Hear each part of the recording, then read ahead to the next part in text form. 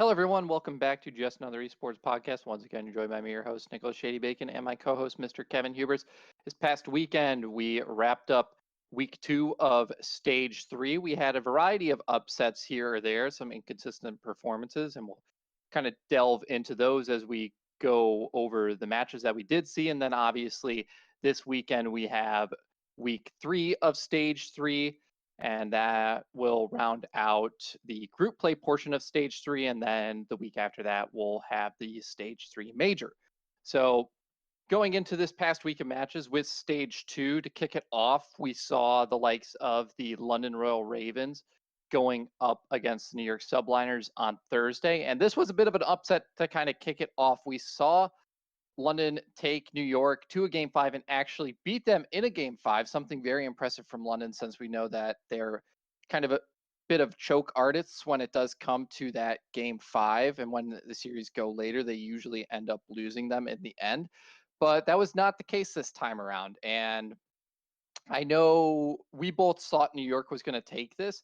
However, I know during the prior podcast when I felt like this could be a bit of a trap game for New York. I didn't think they would end up falling into the trap. However, it seemed like London's pitfall was very well disguised, and the unsuspecting New York subliners kind of just wandered right into it. Was there anything for you, Kevin, that kind of stood out in this series that really impressed you on like either the London side or that you think did not really go New York's way? Really, it was. This is an interesting game, right? So you have relatively unknown London, still trying to figure things out. Um, they have a little bit of chemistry from Westar with Paul and Zap going on. There's a lot of question marks that surrounded it, right? Because we're just really not sure. This is the first look on it. Um, I feel like this was definitely like a honeymoon team moment for them, but they felt good. The vibes were there, and then they pull off a win against the Subliners. I mean, if you're the Subliners, you kind of feel.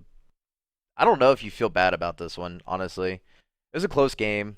Do you know what it went to round In wise? the S&D, it went to around 10 on raid.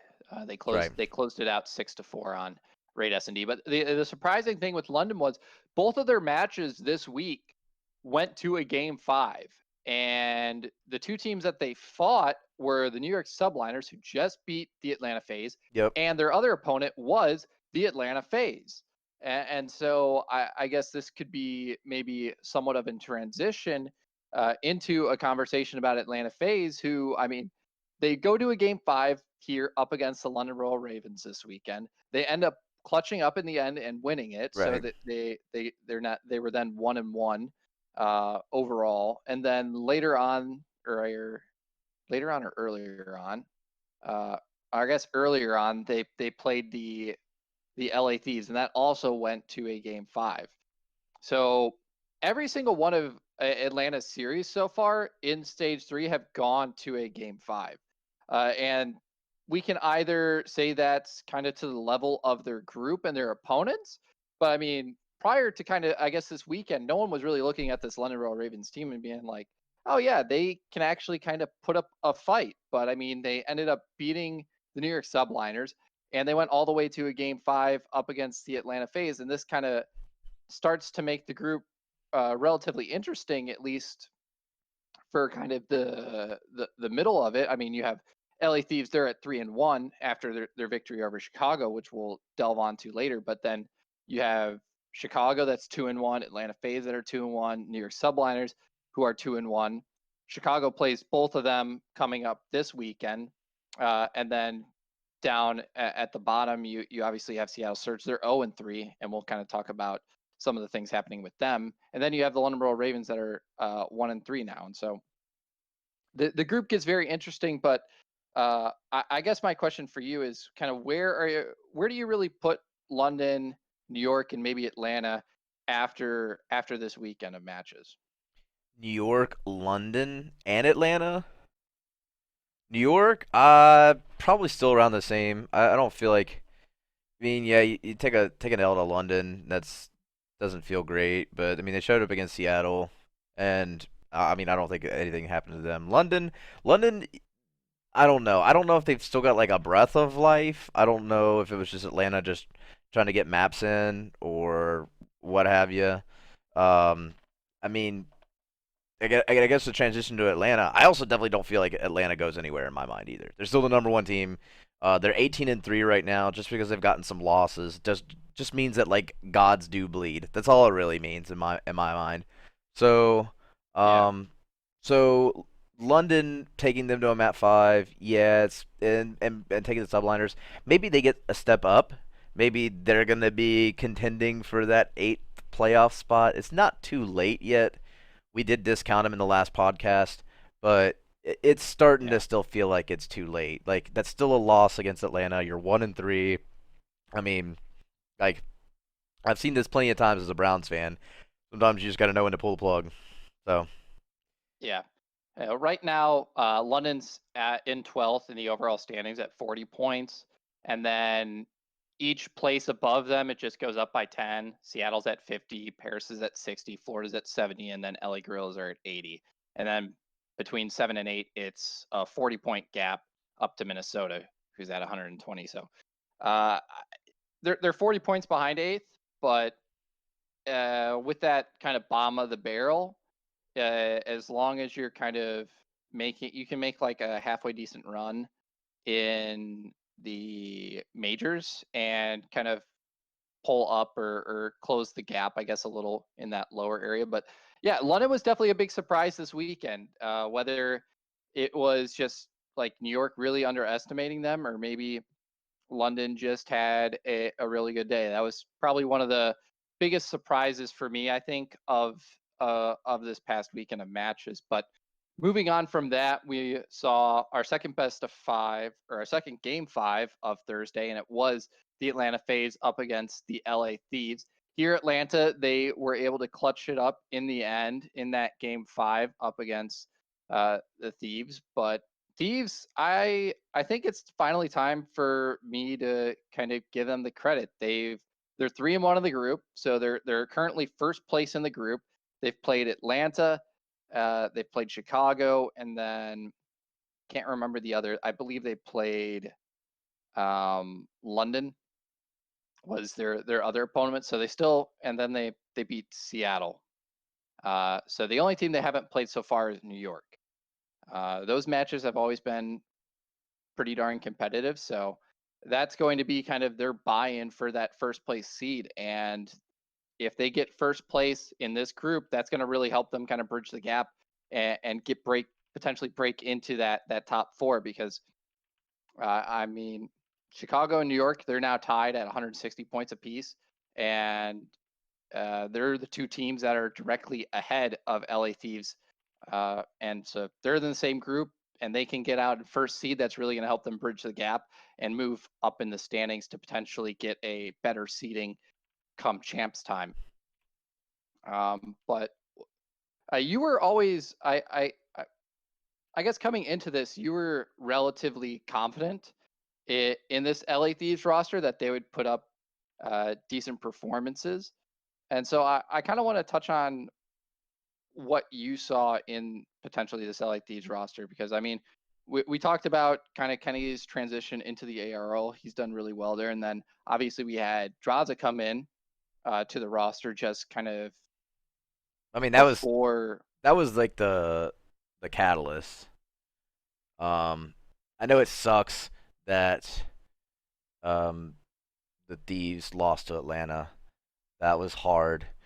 Um, but they did take them to game 5. Seeing the Thieves beat Optic, that's when I knew. I was like, all right, yeah, this roster is legit. All they needed was they just needed to find like the right group. The right people who would put up with TJ's ass. Kenny had to go to an AR. That's fine. Kenny's a beast on an AR. Like I have no idea why he was on a sub this whole time. Dumb. Yeah. Like Slasher, what the fuck? Like that was such a great move. I mean, looking back on it, I would have been like, man, like I criticized it. I criticized it pretty heavily, but that was actually I feel like that's kind of how Kenny is in other game a bunch of games. Like he came in, I guess his come up was on the PPSH, Right. which is why a lot of people tout him into as an SMG player or I guess a flex or whatever. In my eyes, Kenny is not a flex. He's very inflexible as a player. Right. I mean, he can use one gun or the other, but looking at kind of his performance, I always go back to this, but looking at his performance at the start of BO4, where he was on a SOG, he was garbage with the SOG. He Yeah. could not use it. Facts. So they dropped Pharaoh, extremely good player, because they wanted to move Kenny to the Maddox, and once he got the Maddox in his hands, he was insanely good. He was one of the top players in the game when he had a Maddox in his hand. And I Yo. think you kind of see a similar thing come in with this roster. You have Slasher, and Kenny's not good or not as good with I guess the AK-74U or with like the QBZ or whatever kind of that do it all gun is. And so they drop Slasher, who's a player that like it wouldn't make sense to drop, such as kind of how it didn't make sense to drop Pharaoh in BO4, Right. because I mean he was performing extremely well, and then you just have Kenny come in and replace the role and do extremely well, and it's just such a similar dynamic to kind of like what happened in BO4 to kind of what we're seeing now with this 100 Thieves roster once again, where they make a roster change that doesn't make sense to give Kenny a role or a weapon that he feels way more comfortable using, and they just improve dramatically. Yeah. This, like I said, this Steve's team is. I feel like they're starting to hit that new level, that level that they needed to hit, and this major will. I'm thinking pretty highly of them going into this major. I cannot believe that TJ was the answer all along, but I guess the kids got it or something. Yeah, So. they've definitely made some drastic improvements. I mean, I'll kind of go and talk about April stats, or stats since the month of April. Since like with Toronto Ultra, they're on an insane spree. They're like 12-1 map count or something since April, or I guess delving back a little bit into that stage 2 major. But Thieves, they definitely have improved quite a bit in control since April. Since April, they're 6-3 in control, so that's a big boost there. And I guess talking about the Thieves, we can kind of transition to this into their other matchup this weekend, which was their upset over Optic Chicago, which you actually predicted. So hats off to you. And this match was interesting. They played Checkmate. Checkmate is by far Chicago's best hard point. Yep. Before this Agreed. matchup, they were undefeated on it. Mm-hmm. I believe they were 6-0 Got dogged on on though. Checkmate. They did lose it. They didn't get Yeah. dogged Well, on. I mean, it felt pretty good. They felt very commanding at the end. They made a good comeback, yeah, but it felt the whole game felt like it was in the LA Thieves' hands, pretty much since the beginning. The interesting thing though is like LA Thieves is also a really good checkmate hardpoint team. They're 7-2 on that map, and so that really does put Optic in a bit of like a weird situation, I guess, with their vetoes. Both of these teams have a pretty good depth in their map pool. I want to say Optic's probably one of the most versatile hardpoint teams in the league. They've played pretty much every map a decent amount of time. Like they have seven maps played on Checkmate, 8 on Garrison, 7 on Moscow, 8 on Raid. The issue is with those other maps is that they're 50-50 on them. And so there was an interesting thing kind of there with the hardpoint matchup in and of itself. But after this matchup, what this match kind of reminded me of, like what this Optic roster reminds me so much of, is the Infinite Warfare Optic roster, where they struggled a lot in hardpoint.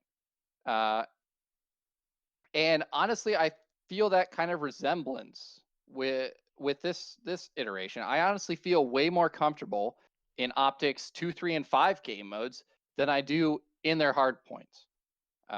Yeah, that's true. And in your eyes, is that a positive? Is that I guess a good thing for Optic fans or a bad thing if they're looking kind of similar to the feel that they had in Infinite Warfare I because they mean, did end up winning that world championship. we like to say that Search wins championships. That's a big Atlanta face saying, and and to a degree, you're not wrong. Like your Search game has to be on point. Yeah, It's pretty evident that LA is still trying to figure it out in the Search game. They also played against the boomers of the league on Express. I remember Optic Scumpy back in the day doing that on Express. So it's like you got a bunch of young kids, and then you've got guys who have way more map knowledge and experience than you care to have time for. I mean, some of these guys like Venom's got to be what, like 11 or something whenever Black Ops 2 released. oh yeah, So I like don't know, but he was definitely so like incredibly young. you drop one game and you don't even like drop it. Like a 6-3 is not terrible. It doesn't feel good, but No, at least you didn't get like skunked or something. You go 6-3 against a bunch of old heads on Express. That's expected, right? Um, but like the 250 to 117 on Apocalypse, that there, that right there. I mean, jeez, yeah, and that's that got to be is concerning. something I do want to talk about. Just Apocalypse in general, but so since April, Optic is 8-2 in Search and Destroy. By far their Yeah, best game mode. true, true. And Control's actually been on a pretty steep downward trend. They started they started the CDL off 9-0 in Control, and now they're 13-8. They have had for every Control they're winning, they're losing two, which is not a trend you want to see when their hard point is becoming more 50-50 kind of by the day. And so Right. their saving grace really has been their search and destroy. And on that express search, they actually had a flawless defense. They went 5-0 in their defensive rounds on express search and destroy. But you mentioned Apocalypse, and this was very interesting. We saw a lot of Apocalypse this past weekend. Right. What do you think is the reasoning for that? Do you think maybe it's because teams know, okay, Apocalypse isn't the hardpoint map that's going to get removed for standoff, and so we're seeing a lot more repetitions on that than maybe Garrison or Checkmate or one of those hardpoint maps If that's I'm being taken out? Or do you think people finally just realized how to play Apocalypse a bit Yeah, I more? think it's more. I think it's more that. I think people are like, all right, I have now gotten enough reps in on all the other maps, and then I add Apocalypse on top of that, and it's a new map. I've still got to like put it in the rotation though. Um, there's some teams that probably get rewarded a little bit for grinding it out early on, maybe like the Gorillas, but but now that it's in the rotation, it's going to be interesting to see now that everybody's kind of had a taste of it how it's faring so far. It is a good map, and most of the pros do like it. So Yeah, I'm sure we'll I just see I it was more just often. hearing a lot of, well, not all the pros liked it. I know. Well, I guess Methods isn't technically a pro anymore, speaking of Calendar C, but some people were saying, "Oh man, Crossroads was better than Apocalypse," and I was just like, "What? You're speaking of crazy." speaking of old Zinni, that somebody said it right. They were like, that aged like milk. No Zinni, no Winnie. That that aged like milk, Oh my yeah, friend. I mean, well, the last podcast or two podcasts ago when Toronto won it, the title of the podcast was literally "No Zinni for the Winnie." So No Zinni for the Winnie. Yeah, I mean, and look at them this week. Um, hot 3-0. You were saying Atlanta's still probably the number. I'm Toronto for me is it. They are dominating their group. They are 4-0 in their group. Match win percentage 100%. Their map win percentage they've only lost one. They are 12-1 in their further game record so far in stage 3. And what's the only team? The only team they haven't played, I think, is maybe Paris. Who haven't they played? Let me bring this up real quick for this stage. Yeah, the only team they haven't played so far this stage is the Paris Legion. So unless we see a crazy Paris upset, it's looking like Toronto's going to have a nice, flawless 5-0 stage 3 groups. And they have actually, since this past weekend, passed Chicago and New York in the standings. They are now third in the standings at 165 points. And I guess speaking of that, maybe now is a good time to transition to our first Friday match. Holy cow, that was an insane transition right there. I had no clue how we went all the way around to that, but we saw Toronto versus the LA Guerrillas, and this was more of an interesting 3-0 that we saw on the weekend. The first two matches were ridiculously close. Ridiculously close. The hard point was 247 to 250. I do believe that was on Apocalypse. And then the S&D went all the way to around 11, and Toronto ended up clutching that. I don't want to really focus too much on the third map because that was just a big blowout, and it happened after an hour-long technical delay. Yeah, I don't know what the hell happened there. I mean, after an hour, I think you just gotta forfeit the other team. Man, To be honest, the you chat can't hold up was the broad. steady cooking study though. They were bored. Well, it was. Well, I mean, we could have a whole conversation about like just how bad that was from the CDL. They literally just put they put their two casters on the spot to fill the gap when realistically that should be passed to desk segments. That should be passed to whatever kind of video Yeah, content, figure it special the hell video out. content that they have. They did not like we don't even have a desk on Thursday and Friday, I don't think. Like they don't even have Nameless and Lottie. It's like Relaxed what are schedules. I don't I don't even know what they're paying them for half the time, I guess, when Yeah. they're not even on half the broadcasts. So Oh it's hell. just it's mind blowing. But yeah, Toronto, like the first two matches were extremely close, and I guess the question to you is kind of where do you put? Like we know where we're putting Toronto. Toronto's still nasty. Uh, Yeah. Probably the best team right now. Where are we looking at this LAG squad? Because last week they had some incredibly tight games. They had a game 5 up against Dallas that they ended up losing this weekend, and they beat Paris the prior weekend. And then this weekend they had two really close first games up against the Toronto Ultra. So Honestly, I don't feel like their roster changes were. I definitely don't think this is going to be the LAG team that we see going into champs, even if they even make it. I don't know. It's just they're in the I 8th spot right now. I think what they're waiting on is they need mental. That's who they need. They need the savior, the Gears Hall of Famer goat coming in saving the Gorillas. I think it would be interesting to see him come in, but I'm actually feeling I'm feeling relatively decent about this Gorillas squad. I mean, it just has such parallels to kind of the EG roster that won World War II. Do I think they'll experience the same type of magic miracle run? No. I mean, EG literally had to 3-0 Optic Gaming to make it out of groups to make it to champs, and they somehow were able to do that. I don't see something like that happening. Do I see them potentially making champs though? Yeah, because out of the team, the other teams that are below them, they seem a lot more consistent than those other rosters. If we're Sure, being but honest, I don't know. If they do, they squeak in. Their places in contention. I don't think I they mean, figured anything out.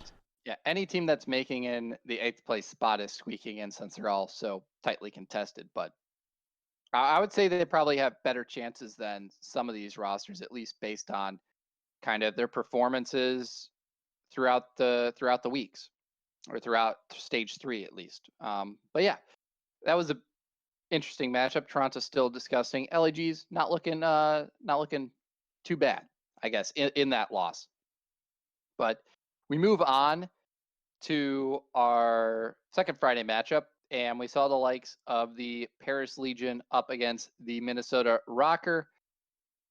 And the Minnesota Rocker ended up taking this. Thankfully, there was no upset this time around with the Paris Legion.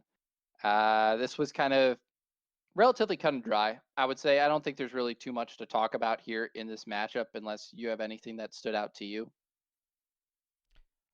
Um, no, nothing really like was like, oh man, this was anything grand.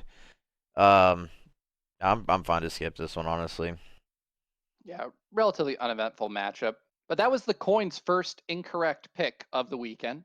Well, it A went little with bit. Paris. Like, what the It hell? went with hey, it had a flawless. It was 3-0 up until that point. It was beating us at the end of Thursday. It guessed London over New York and it got Atlanta right. So I mean, it went 50-50. It that's the crazy thing. The coin actually went 50-50 again. I guess maybe that's not crazy. That's what you'd expect. That's But kind of what you expected probability. it it yeah, it started out hot and then it ended really cold because Yeah, for sure. last three predictions were all wrong. So it had a terrible Sunday. I But will say the coin. Whose idea was that again? mine. No, the who originally said it? Oh, I mean I kind of yoinked it, I guess, from the LEC because they do I can't remember. They do like Twitter predict. They have like Twitter's prediction, and they compare that up against like the casters' predictions, and they I thought have it was like JCap a that said ranking. something about coin flip. Oh yeah, JCap was like a coin could predict these matches. Everyone was coining it the coin flip league. Yeah, I said no, you're a fucking idiot. Uh, there's ways to figure it out.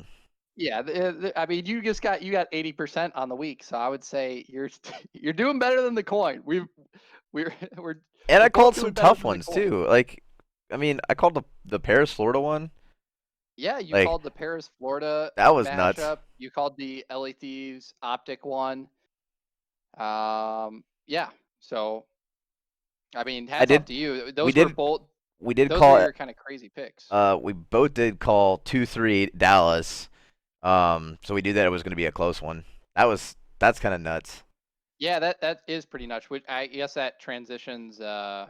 If we wanted to do that, I missed Yeah. some transitions, but the LAG Dallas matchup that actually did go to a game five. I think we mentioned that when we were talking about LAG briefly. But yeah, both you and I predicted that was going to go to a game five. I think Fellow definitely looked a bit better in this matchup, but this Dallas Empire squad, it's still hard to kind of rate them. I mean, we saw LAG put up a really good performance up against the Toronto Ultra in at least the first two games. We saw them beat Paris the week prior, and then they put up a strong showing up here against Dallas. But how weak is this Dallas squad? I mean, they're currently 2-1 in their group, so they beat Paris and they beat LAG. They lost to Toronto, obviously. So they still have to play Minnesota and Florida, who are both below them at a 1-2 currently in Group A, Yeah. and so they're going to be playing them this weekend. So those two matches I think are going to tell us a lot about how we can start to feel about this Dallas Empire roster, kind of moving into the Stage 3 Major, and then maybe kind of throughout the year. As I guess speaking on Dallas, there are rumors that Hook is going to some roster. The rumor mill is Florida. That seems a bit weird. It That'd be makes gas. sense. That'd be It makes gas. sense, but it feels a bit like they just brought in Havoc, like they got rid of Slack. They didn't Uh, just bring in Havoc. They've had Havoc since Modern Warfare. Like, yeah, nobody else wants Havoc. they unbenched Havoc. No, I Uh, think I think right now you try to figure out what the price is for Hook. What do you have to trade for Hook? Is it so did they trade like or drop? Did they drop Slack, or are they gonna drop Slack for cap space or something? Like, I what are you I thinking? don't know. This is like trades don't really happen. Yeah, That's not and something that we've really I would established. be. I mean, I Hastro has made some crazy roster changes in the past. I mean, you think back to the BO4 when he let Hook go on loan to Splice, and he got like some terrible deal out of that, I will say though, simply because he like wanted to give Hook the opportunity to do what he wanted to do, and so you could see a very similar thing maybe this time around where they. I don't think you can loan players. I will Uh, say, Nick, who was the very first transfer in the Call of Duty League? Do you remember? very first transfer? One The player transferring to oh, another yep, to roster another roster mid-season, like mid-season transfer in CDL or just? in the Call of Duty League, not CWL, CDL. I don't know.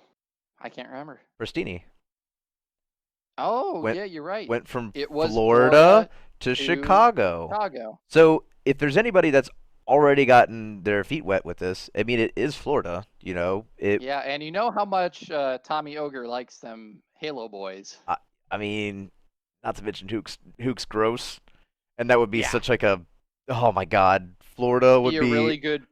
Florida would be a powerhouse right away. Nightmare squad, Yeah, like it would Big be a Wake, very interesting squad. Big Caesar Wig, Skies, Sky, Neptune, and Hoop. Hook. What? Like I get the meat sweats thinking about it. Like that's dope. Oh my God, that'd be a Yeah, that. great roster. I mean that does not sound like a ninth place roster right No, there. that sounds like a like a T5 roster. So I would love to see Hook go to Florida.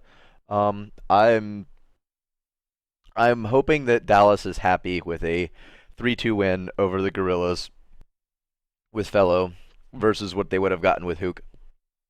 So, you know what? Best of luck to them. If they don't want to, they don't want to do smart things, then is what it is. So, Yeah. doesn't matter. I guarantee you, it's all it is like if Hook goes to Florida, he moves. I don't know, to another like neighborhood in Texas. Like that's Yeah. really all it is. I think well the interesting thing with the I guess the Hook benching, we talked about it like last week. I think some more interesting discussions with it, but there was like the Dallas News article or whatever that came out that kind of put the spin on that maybe it was like communication or leadership or something. I mean, we all saw that Hook was extremely communicative. And I mean, early on, Clayster even like made a tweet about like that, like, oh yeah, Hook coming into that leadership role or whatever. But that, I mean, that was something I know when we did our like one word, how would you describe the team? And I remember talking very early on how Hook would need to come in as more of like that bridge leadership player to Right. fill the gap that Clayster left when he obviously had to go to New York because the roster size went from a 5v5 to 4v4. And if that's kind of why they're making that change, like Hook wasn't able to mature into kind of what they needed him to be, and that's why they brought in Fellow, that makes a lot more sense than kind of anything else that any other reason that you can kind of concoct sense. Playstyle stuff, yeah, that like makes sense if they weren't meshing with his playstyle, but I feel like most of that's like most of the other issues you can kind of work through. I feel like a lot of issues with teams you can realistically work through unless the player isn't willing to be worked on. But I don't think that like Hook isn't that type of player. So, Right. uh, but I that don't was know. the Dallas. Sorry, you want to say something? Oh, I mean, it's just it, my question still stands. Are you if you are Hastro, you're Rambo Ray, whoever, and you take a look at how Dallas performed this week, do you still feel comfortable dropping or well benching Hook for Fellow? Do I? Yeah. If you like, put yourself in their shoes after a close I 2-3. I would say no, but I think I will have a much better understanding of how I feel after this next week because they played Toronto. Toronto's just looking nasty at the time. True. Yeah, They they're beat on a heater. LA. They beat LAG, which is a team that they should beat, but is also a team that has been looking really competitive in the matches that they have played. Right. And I mean, this coming weekend you have Florida and you have Minnesota. Now, those two teams currently in the standings are 7th and 9th. So those are teams that Dallas should be beating. Right. Obviously, Minnesota's been a team Dallas has had trouble with. So if they put on a strong performance against Minnesota, and they beat a Florida Mutineers, who is an incredibly hot and cold, inconsistent team, then I'm feeling pretty good. I'm Yeah. feeling pretty good about the change. Since they feel like it's early on into the change, there's obviously still a lot that they need to improve on as a roster. But if they feel that the ceiling for this squad is higher and we see kind of equal level of performance to when they had Hook at this time, then that's kind of like what I would like to see. Because if they want to hit that ceiling by champs, they don't need to hit it right now. Right now, they just need to ensure that they secure their second seed or Yeah, their first their seed. highest seed possible, Yeah, the highest right? seed possible. I So, mean, but I mean, isn't that what any team's trying to do right now? We're all trying to collect W's. It's just the matter. yeah, The fact of the matter is that like this game was not very clear. Even watching it, it was kind of like, oh man, Dallas might choke this. And at times, like in the end, I seriously thought LAG could pull it off. They yeah. What came was out. the map 5? It was map 5 Raid. Raid is, I think, one of LAG's better. Well, Raid It, LAG's just pretty good at S&D in yeah. general. So I mean, like Dallas did pull it out, but it was actually a really, really, really close game. Um, I don't know if I mean it is too early to say, but I definitely don't get the warm fuzzies about it. So and Yeah, if Hook goes to Florida and creates a super team, I definitely ain't mad about it. Like rest in peace, Dallas. Have fun.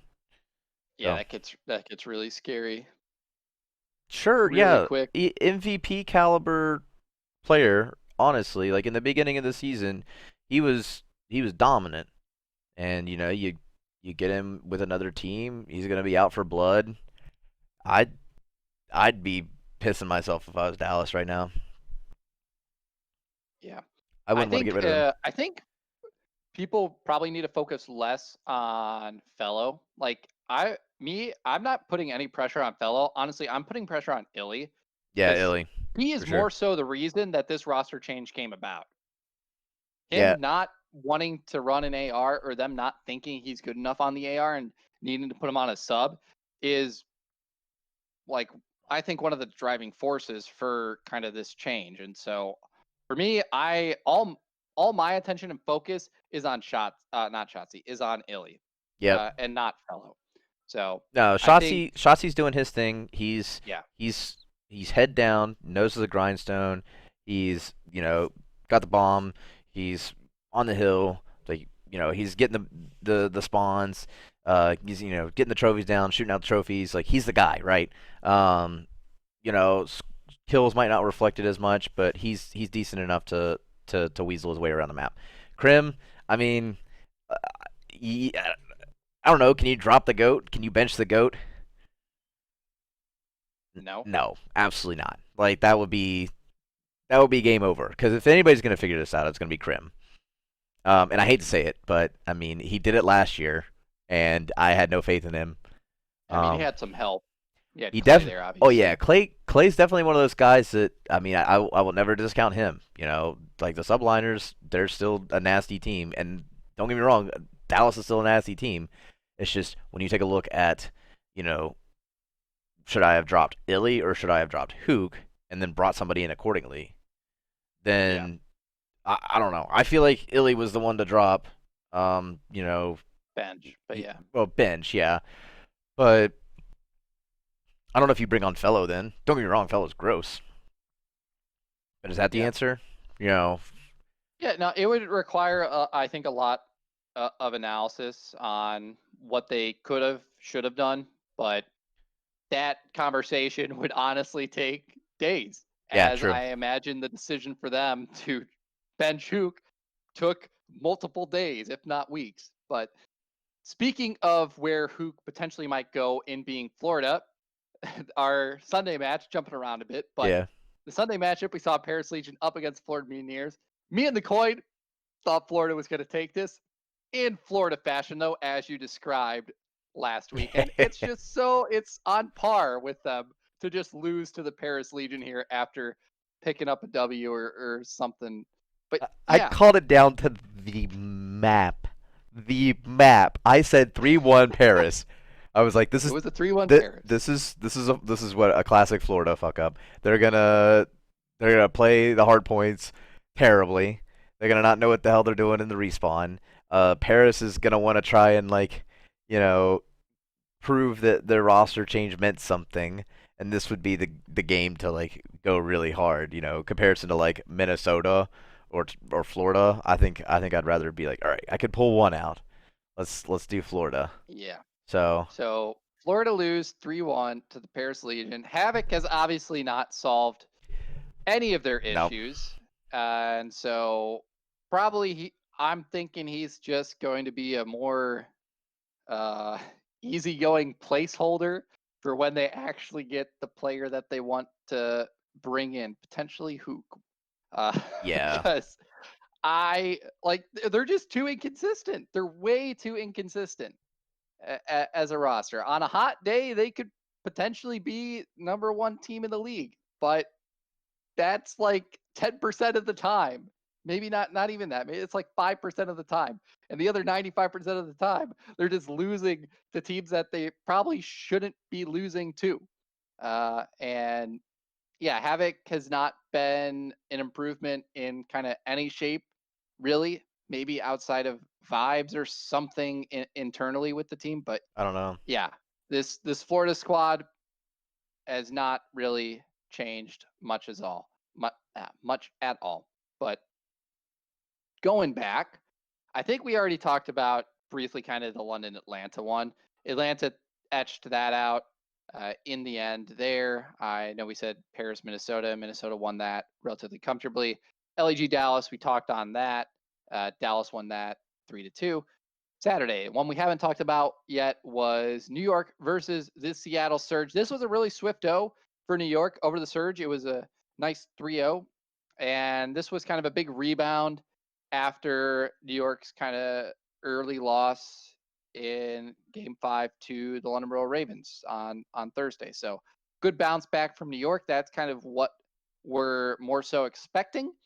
But the more interesting topic here is with the Seattle Surge and their official roster change that has been announced pending CDL approval. I don't see it being denied, but it is Decimate Yep. coming in for Looney. So Looney will be moving to the bench. Most likely will be helping a lot along the side of Joey Nubsy in coaching this team up and developing kind of their strategies and whatnot. How do you feel about Des Obviously, coming to the Looney's league? what? How do you feel about Des coming to the league? Because he didn't play last year, right? He wasn't in the CDL He last was year. on LAG. Oh, was he? Yeah, that's right. God, Yeah, that. he was on LAG. So Decimate, he's kind of a very similar player in aspect to Blast. Yeah. I've kind of always have paired those two together. Obviously, Blast, he's retired now after having kind of failed to find a spot in the league for a long time. But Hmm. those two players are kind of very similar, is where they've always kind of like found themselves in the league on like fringe teams. However, they've never lived up to the expectations that kind of the pros had for them earlier on into that kind of their career. And I, it's going to be interesting to see if Decimate can finally live up to some of those expectations that people have had for him, or if it's just going to kind of be a small improvement over Looney, since Looney was definitely drastically underperforming within that roster. And you just can't have that in this day and age of just a player that's solely focused on, I guess, like the strategy. You still need someone that's putting up solid numbers. And so, I mean, how has Decimate been doing, I guess, in challengers? I haven't been really keeping my eye too much on challengers, I mean, but I'm pretty sure his teams have been towards the upper echelon yeah, most weeks. he's made a leap multiple times. So it's not like he's a bad player, and we know that he's pro caliber anyway. So it's not like we're not it's not like we're not expecting anything, or like we don't know how he's gonna come out. Like like one of the challengers kids coming up from the scene and everything and being a rook. Like he's not that. We know where we're getting with him. So maybe that's what Seattle's thinking. Maybe that's what Joey Nubsy's thinking. They're like, all right, we Yeah, know I what we know almost what we're feel getting with Des, so worse that we that can make it happen. it's a player that we know what we're going to get from him potentially, and not like some relatively unknown player that we haven't seen play on a professional roster before. Yeah, who knows? But yeah, it'll be I don't know if he'll come in this weekend, or if he'll come in for the major, since I don't know how long league approval takes to get. But Seattle's looking like they're going to end Group B group play at least in that 6th spot, so they're going to start the major obviously in the losers bracket. That's guaranteed. It's just if they're going to start the losers bracket in, actually I think they're guaranteed to start at the bottom of the losers bracket in the first round. So not looking too good for them, especially since I believe in the standings. Where are they in the standings? Yeah, they're in the 11th spot. They're only 10 points ahead of London. So Yeah. they want to make champs. They're gonna have to hope that this roster change will help them. But I don't We'll see see. it happening. Yeah, me either. But I think that kind of rounds it out. I mean, Sunday, Florida versus Paris, there was that upset. Well, The yeah, I was about to say Minnesota, we didn't even talk about these optic. I mean, we sort of did, but we sort of did. We'll touch on that. oh Then yeah, I guess we did. Yeah, we talked about Minnesota, it. yeah, Minnesota, Toronto. That was the one that you actually got wrong of your crazy upsets, or potential upsets, I guess. What you said, Minnesota was going to beat Toronto. Toronto a bit Yeah, too strong though. They took the 3-1, and then Thieves versus Optic Chicago.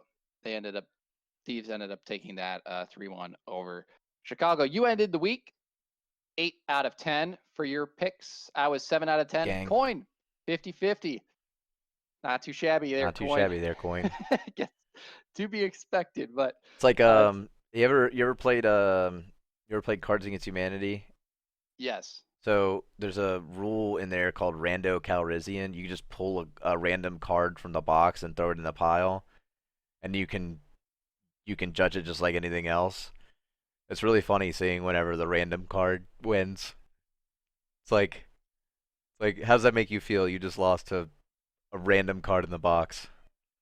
Yeah. So I mean, gotta I feel a was little bit of the never same for the coin. I was never too good at Cards Against Humanity. My humor's a bit too dry, I guess, I for some guess people. too dry. Too dry. It's not moist enough. My humor's not moist enough. All right. Well, Cottonmouth humor. that was it for week 2. Was there anything else kind of from those matches or those teams that maybe you wanted to touch on before I guess we're ready to move on to our predictions, since I don't think there was anything generally to talk about. I'm ready to go on to Or the predictions. I'm already filling them in. Like okay. you got to catch up. All right. Well, this is going to be, I guess, a bit of a quicker episode. Obviously, there wasn't too much. There wasn't really too much news outside of, I guess, the matches that happened and the small roster change that is occurring, I guess, with Seattle. But yeah, so week 3, stage 3, first matchup of the week, we have LAG up against the Minnesota Rocker. This matchup, I guess, could be potentially a little bit interesting since LAG's looked pretty strong. Minnesota, however, I do think is just a bit stronger. Yeah, for sure. I do want to take a quick look at their kind of the matchup here, though. Just looking at their kind of hard points and their search and destroys, since both of these teams' kind of strengths lie in their S&D for cert. I mean, none of them have a good hard point record at all. Minnesota, they're 10-20 in hard point, and the Gorillas are 9-19 in hard point. So it's kind of a crapshoot, I think, for the hard points. It's probably going to come down to control. I would have to guess in this series. So we might see a game 5, because search their record: Gorillas 14-10, Minnesota Rocker 14-11. Like these teams are just too closely contested, I think, in a bunch of their kind of strengths and weaknesses. And then yeah, Minnesota control, they're 11-7. Gorillas are 6-12. So as long as the Minnesota Rocker ban raid control, which is the Guerrillas' only good control map, as they're 5-2 on that. I think the Minnesota Rockers should win 3-2 in the end. So I'm going to agree with you there. Let me bring up the coin flip, though, so that we can get the coins predictions. So the coin went with tails. Tails is Minnesota, so the coin is going to agree with us this time around. Next up, though, we have New York versus Optic Chicago. You're saying 3-2 over New York for Optic Chicago. Yeah, absolutely. I think Optic's gonna. I mean, we saw them lose to the Thieves. I think they're gonna use that as motivation and come back this week.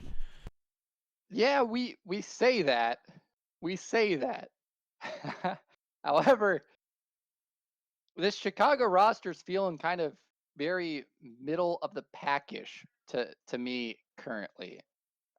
Maybe not like middle of the pack, but they certainly aren't kind of as threatening of a squad as at the beginning of the season. So I'm almost tempted to go with New York here with an upset win over Chicago. I mean, Chicago's got two really tough matchups this weekend. They got New York and then they got Atlanta. And this isn't really a New York roster that they can overlook, I don't think. Coin's going to go with New York. Coin is going to go with New York. Wait, what did you pick? I haven't picked yet. I'm Pick. taking a really quick look at the hard points. Oh my gosh. Sorry. Rapid fire predictions. Grandpa Nick. Rapid fire predictions. I'm going super slow. New York's solid at hard point. Holy cow, they're 20-12. They've sneakily become a really strong hard point team. What the heck? They have a better record than Optic, actually. That's pretty nuts. S&D, obviously, New York's really bad at search. Not really bad, but they're not great. And then Control, New York's one of the lower control teams, but Optic's been on a downward trend. Am I going to go with the upset early on? I'm going to go with the upset early on. I'm going to say New York 3-2 over Chicago. I'm giving Chicago a 0-2 week, I'm thinking. Ooh, Greenwall fans are not gonna like that. Greenwall fans can crumble. Yeah, they're Greenwall fans. Yeah. All right, Seattle, Atlanta. Yeah, Atlanta. I'm saying that's a 3-1 victory for Atlanta. Let's see what the coin says. Good old coin. Yeah, we prediction. don't have to talk about that. Coin's going Seattle. Coin's feeling daring this week. Holy cow. Florida, Dallas. You're saying 3-2 Florida over Dallas. You think this is kind of one of the matchups where Florida's gonna be hot? That's what I'm saying. 3-2. Coming in hot. Like, really feeling themselves. Dallas is still trying to figure things out. Florida's one of those teams that when they play good teams, they come ready to play. Now, that's not to say that Dallas hasn't 3-0'd Florida this year, but I don't know. Something feels off here. It's about time for that weird Florida upset. I don't even about know due if time. it's like too much of an upset because you look at kind of the AR battle. You got Krim and Fellow versus Skies, and I think, on one side, I would say the ARs on Florida are stronger, especially if Awakening or Caesar catch fire. However, the SMGs on Dallas' side, I would say, are better than the SMGs on Florida's side. I think Neptune's a pretty consistent player. He's always kind of around a 1.0. It's just Havoc that's really that kind of wild card. So I'm going to stay true to Dallas here. I'm going to say Dallas beat Florida 3-2 in the end. Just narrowly kind of etching it out in a search and destroy. Because Coin's going to go with Florida, by the way. But as I'm finishing up the point, the one thing you thought they would have improved on was S&D bringing in Havoc, but Havoc's actually been worse at search and destroy than Slacked has. And his control performance is a lot worse. Slacks was actually the best player on their team in control. So overall, one could definitely make an argument that the Florida team has actually gotten worse Since Havoc. since removing Slack from the roster and bringing Havoc back in. But yeah, I'm gonna say Dallas 3-2. But that will definitely be an interesting one. Like, this is the week Dallas has to prove. They have to prove that this is going to be a good roster by beating these teams that are a lot lower than them in the standings. I mean, Dallas currently in the standings is second.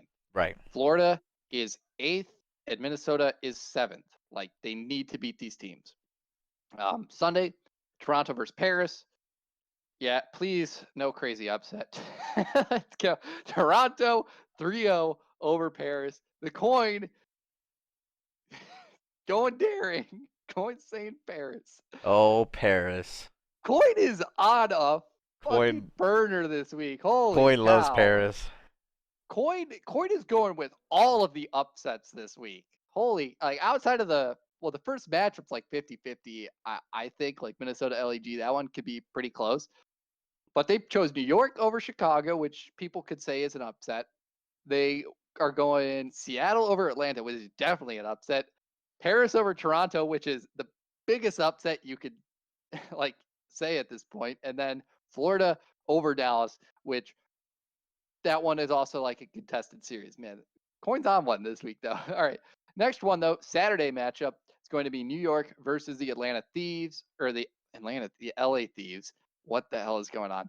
LA Thieves, I think, need to win this to 100% secure that first seed. And this is the only matchup they have this week. So they should definitely be coming into this prepared.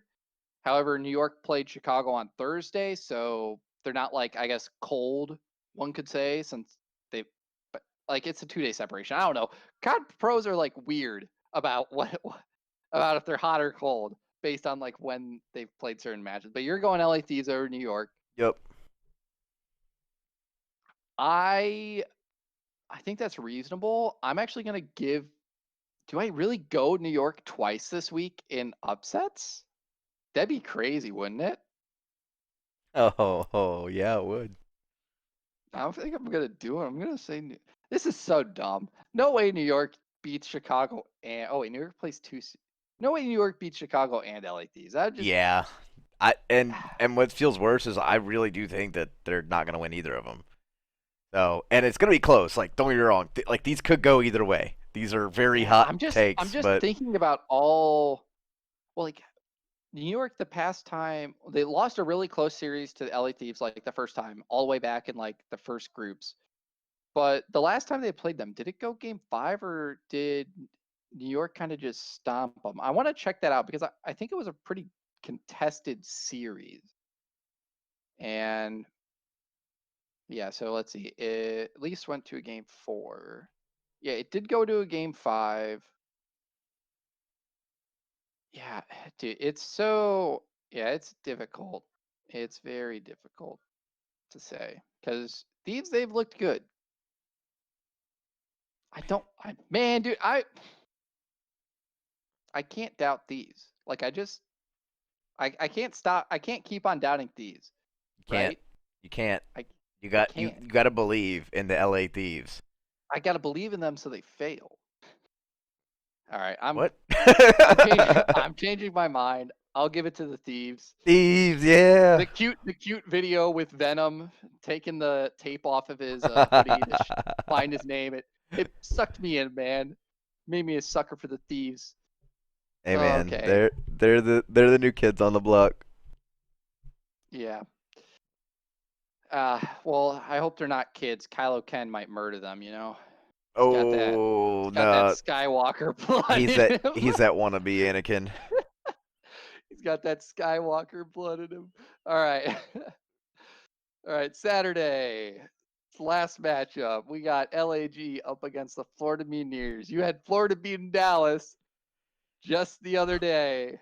But today you have LAG beating Florida. Yeah, it's just any given Sunday, It's right? on Or brand, Saturday. as you would say. It's on brand. It's almost like I pay attention. It's hot against the good teams, cold against the bad teams. Although I will say, feel like if like I feel like it has to go game 5. It's a thing. this matchup. I feel like if it goes 4 games, I feel like Florida wins it in 4. I think it has to go 5 for me to like believe that Sure. LAG wins, because like LAG is just so bad at hardpoint. It's like the thing. Like they don't have any strong map in hardpoint. Yeah, it's their their hardpoint's just not. It's just not good. Their search is fine, but their hardpoint's just so bad. Probably another one that's going to come down to control. Both teams are bad at control. Except Florida's like, I don't know what map. I feel like Florida has to take this up against the Gorillas. Unless they lose a hard point. Like, oh gosh. I'm giving it to Florida 3-1. I can't in good faith give it to LAG just by looking at the stats. Although I'd be happy if LAG won. It's always nice to see Money Chin get some dubs. What is the coin going with? The coin's going with LAG. The coin has flipped heads. What is it? 6 times in a row now? Take that, 50-50. Moving on to our Sunday matchup, though, we have the London Royal Ravens up against the Seattle Surge. And you're going to go with Seattle, 3-1 over the London Royal Ravens. Are you that confident in like this Decimate change coming in? That coupled with the fact that it is London, and London, I don't know. Something just doesn't still feel right with them, and Seattle, after getting the pants beat off of them by Atlanta, which they're probably just expecting, maybe they can come in and work hard against London and make something happen. So it's kind of what I'm thinking. Okay. Yeah, I would probably. Both these teams are just so bad at everything. London's actually not bad at control. They're actually like a decent team. They're not like winning. They're like 50-50 in it, but yeah, you got the young bloods versus kind of the old guard. Yep. Yeah, I'm gonna say Seattle beat London. They're getting their honeymoon that they wanted, so they better make use of it and actually pull out a dub here. Otherwise, Somewhere. there's no saving the Seattle squad. Even the honeymoon effect can't get them to W. Coin's finally going tails though. After 6 straight heads, it's going with Seattle. Next up though, Optic Chicago versus the Atlanta FaZe. You're taking Chicago. It's 3-2. equally spicy either way you split it. I'm just gonna be 100% real. Yeah, it is. I mean, Chicago hasn't been looking too great. Atlanta, they've had some really close series this stage. So, yeah, this every time we say, man, this Optics Atlanta series, it's gonna be crazy. However, it's almost never as crazy as we would like it to be. It's usually the matchups where we think it's going to be an easy 3-0 that are the craziest. But yeah, I said I was going to give Chicago an 0-2 week. I'm going to stand by that. I think they're going to close out this stage 2-3. And so I'm going to give this W to the Atlanta FaZe. I'm going to say they close it out 3-2 in the end. Chicago's S&D has been looking really solid though. I'm pretty sure Atlanta's been interesting so far this stage. Not really a pattern I can bring up there, but I'm going to go with Atlanta or Chicago in this matchup once again. Coin is also going with Atlanta. And this brings us to our last matchup of the weekend, which will close out stage 3 groups. We got the Minnesota Rocker up against the Dallas Empire for the third or fourth time this year. Who's going to win it? Dallas going to finally defeat the demons, bury the demons that have plagued them since the I don't start know. of this season. I mean, they beat them at the past major. Will they be able to do it now though, with Fellow in the lineup? What are your thoughts, Kevin, on this matchup? I'm taking Dallas. You know what? It's about time that I like if I give them 2 L's for the week. I feel like that's a little too. I don't think that's gonna happen. But I definitely think that Minnesota is they're a good team. Don't get me wrong. Dallas has been wanting to figure them out. I think that they'll figure them out this time. So I'm just going with it. Dallas 3-2. Doesn't feel great. I feel like either of these are equally spicy. So Yeah, probably going to get a Garrison control. So, at least based on kind of their control. I mean, Dallas, they're still undefeated on checkmate control. They're 5-0. Minnesota, they've only played that map once. Raid, Minnesota's 7-4 on that. Dallas is 6-7. So, I'm thinking it's probably going to go Garrison since each team's like 50-50 on it, but there's probably a 60% chance Dallas is just going to say fuck it and go raid, lose raid to Minnesota, and then try and take an S&D after potentially winning both hard points or something. Who did I say? I said Dallas over Florida. I'm thinking Minnesota takes this. I'm going to say Minnesota 3-2 over Dallas. We had quite a few different outcomes. What's the coin taking though this time around? Coin. It's going. Taking heads, taking Minnesota for the last game. dang. Not feeling too good about my picks now, since a lot of them sided with the coin later on. Wait, did I go 1-for-1 in my? No, I didn't. Okay, I was gonna say I hope I did not. If all my predictions matched the coin, I'm probably going 50-50 on the week. But thankfully, there was some differentiation in there. But that is our predictions. I think we differed on. Let's see, 1, 2, 3, 4, 5 series. So we differed on 50% of our series. So this is going to be a very interesting week to close out stage 3 groups. But I think that is going to do it for us for this episode. I hope you all enjoyed your time listening to us, and I hope you guys all have a fantastic weekend filled with a bunch of spicy Call of Duty action. That's going to be it from us. We'll see you next time. Later.